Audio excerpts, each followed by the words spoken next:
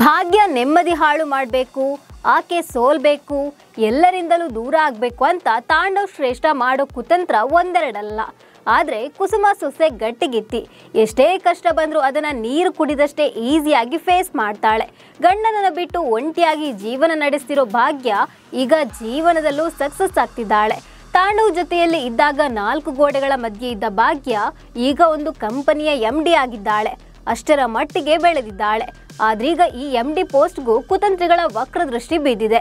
ಇದರ ಜೊತೆ ಭಾಗ್ಯಳಿಂದ ಮಗಳನ್ನ ಕೂಡ ದೂರ ಮಾಡಿದ್ದಾರೆ ಶ್ರೇಷ್ಠ ತಾಂಡವ್. ಆದ್ರೆ ಇದರಿಂದ ಭಾಗ್ಯ ಆದಿ ಮಾತ್ರ ಫುಲ್ ಕ್ಲೋಸ್ ಆಗ್ತಿದ್ದಾರೆ.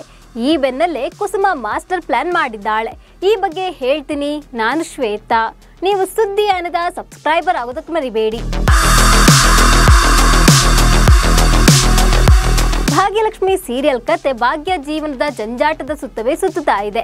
ಒಂದು ಕಷ್ಟ ಮುಗಿತು ಅಂದ್ಕೊಳ್ಳುವಾಗ ಇನ್ನೊಂದು ಸಂಕಷ್ಟ ಶುರುವಾಗ್ತಿದೆ.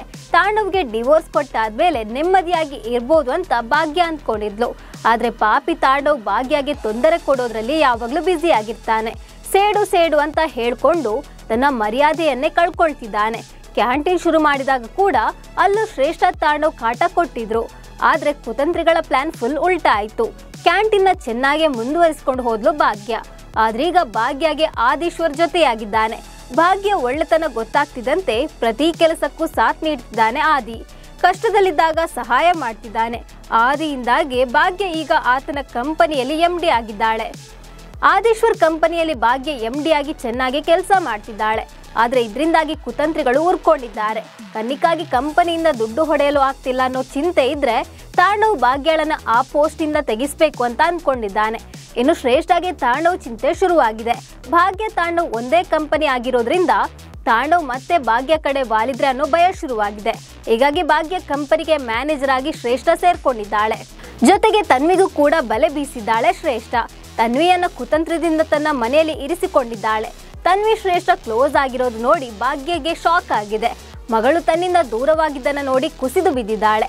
ಇದೀಗ ಆದೀಶ್ವರ್ ಭಾಗ್ಯಳನ್ನ ಕಾಪಾಡಿದ್ದಾನೆ. ಆದೀಶ್ವರ್ಗೆ ತನ್ವಿ ವಿಚಾರ ಗೊತ್ತಾಗ್ತಿದ್ದಂತೆ ಆಕೆಗೆ ಶ್ರೇಷ್ಠ ಇನ್ನೊಂದು ಮುಖ ಗೊತ್ತಾಗುವಂತೆ ಮಾಡಿ ಮನೆಗೆ ಕರ್ಕೊಂಡು ಬರ್ಬೋದು.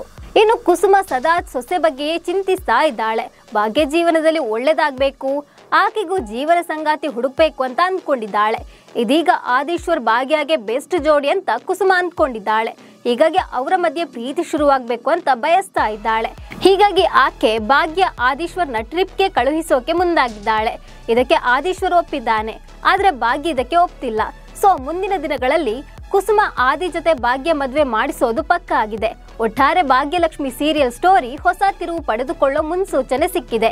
ಈ ಬಗ್ಗೆ ನಿಮ್ಗೆ ಏನನ್ನಿಸ್ತಿದೆ ಅಂತ ಕಾಮೆಂಟ್ ಮಾಡಿ. ನಮಸ್ಕಾರ.